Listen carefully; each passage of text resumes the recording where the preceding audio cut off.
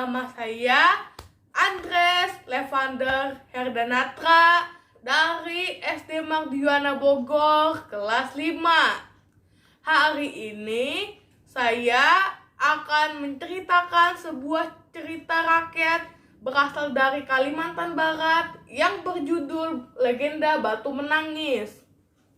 Buku ini diterbitkan oleh Buana Ilmu Populer kelompok Gramedia.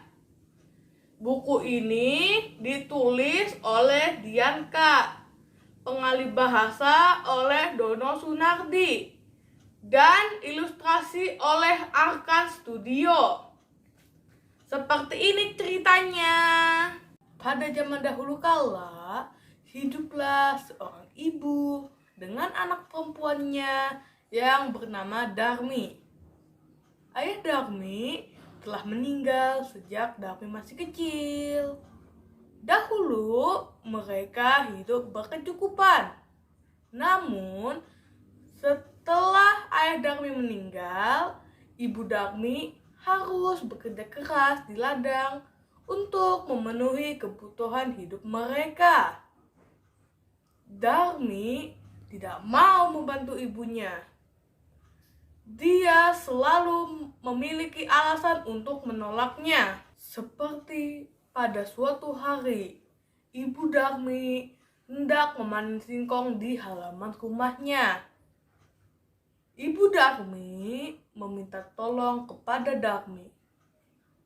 Darmi, bantulah ibu nak, teriak ibu Darmi kepada anaknya.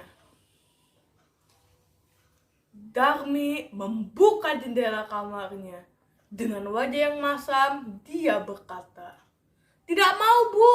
Nanti kulitku terbakar matahari." Ibu Darmi menyahut dengan sedih. "Darmi, jangan terus-terusan bersolek, nak. Bantulah ibumu ini. Ini kan untuk kamu juga." Tapi Darmi bergeming.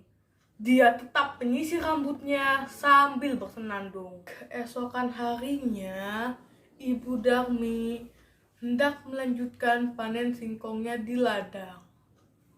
Sebelum pergi, ibu Darmi menyuruh Darmi menggoreng ikan. "Darmi, ibu mau pergi sekarang, nak. Kamu gorengnya ikan sendiri ya," kata ibu Darmi kepada Darmi. "Tidak mau, Bu. Nanti tanganku terpecik minyak," kata Darmi menolak keras. Ibu Darmi selalu mengalah karena ibu Darmi sangat sayang kepada Darmi. Sebab hanya Darmi satu-satunya keluarga yang dia punya. Tetapi sayang sekali, Darmi tak menghargai kerja keras ibunya. Dia hanya mementingkan kecantikannya.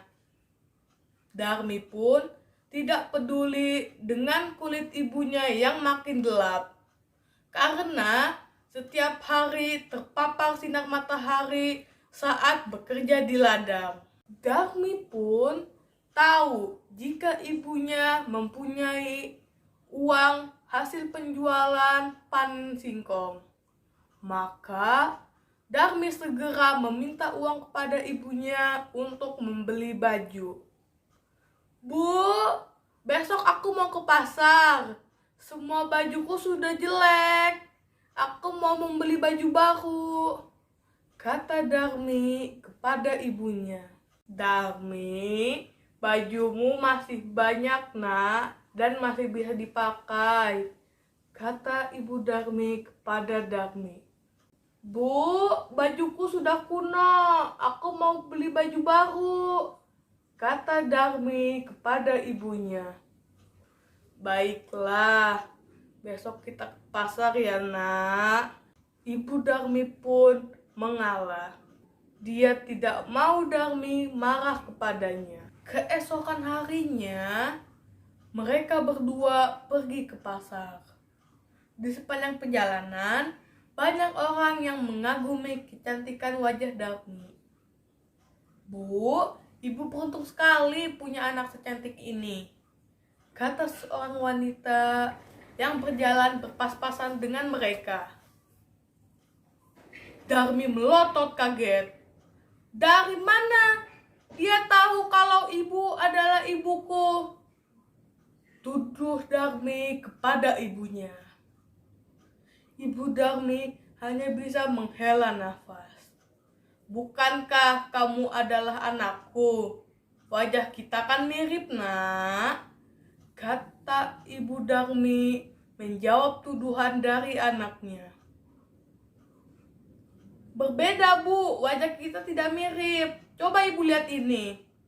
Darmi menyibir sambil menyodorkan cermin ke depan ibunya. Di sepanjang perjalanan, ibu Darmi hanya bisa menahan tangis. Darmi akan menjawab kepada semua orang bahwa dia bukan ibunya. "Dia itu hanya dayangku, bukan ibuku. Ibuku yang asli ada di rumah. Dia cantik sekali sepertiku." Darmi akan marah-marah kepada orang yang meragukan perkataannya. "Kamu pikir aku bohong? Dia bukan ibuku. Mana mungkin ibuku seperti itu?" Lalu ibu Darmi berbicara kepada Darmi.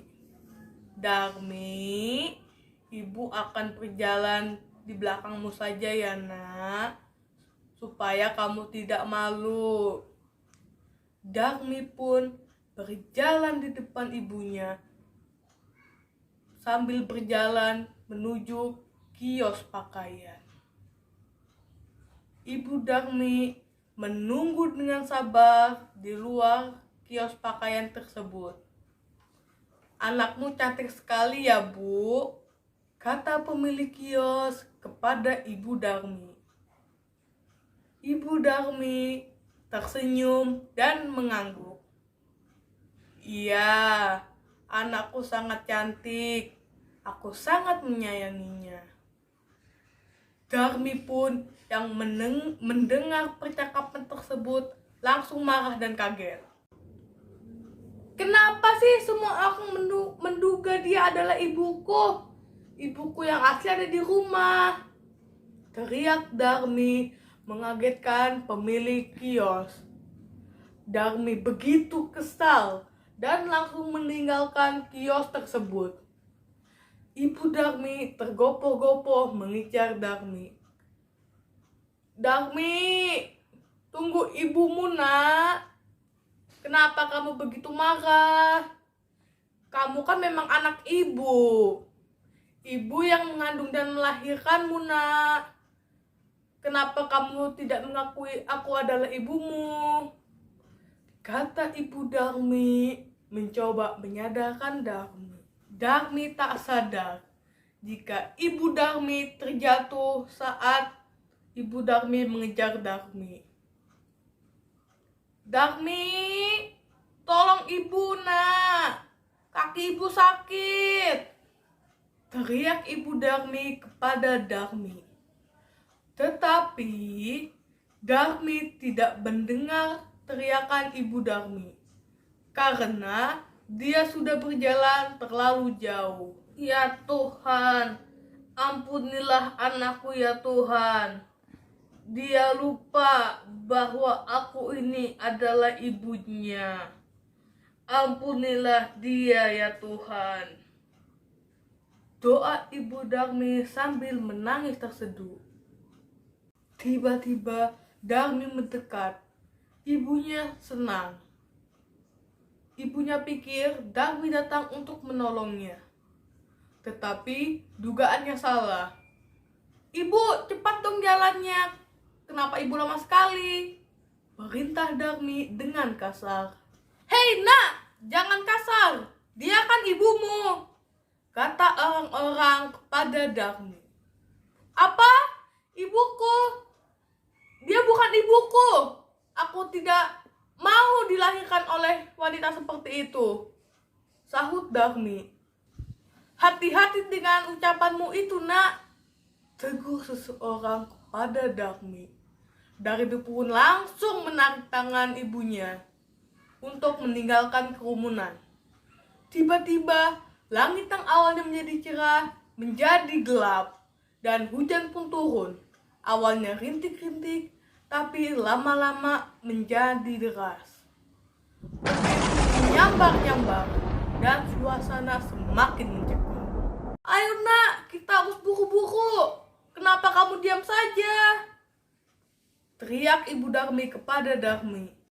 Ibu, aku tidak bisa menggerakkan tubuhku, Bu, kata Dharmi sambil terpatah-patah kepada ibunya.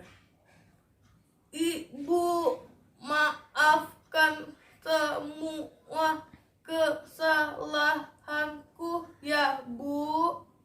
Ampunilah aku ya, Bu. Dan akhirnya Dharmi telah menjadi patung dan menjadi batu. Ibu Dharmi pun menangis. Tentu saja nak, ibu memaafkan semua kesalahanmu nak, kata Ibu Dharmi sambil menangis. Sayang, semuanya sudah terlambat. Dharmi telah berubah menjadi batu.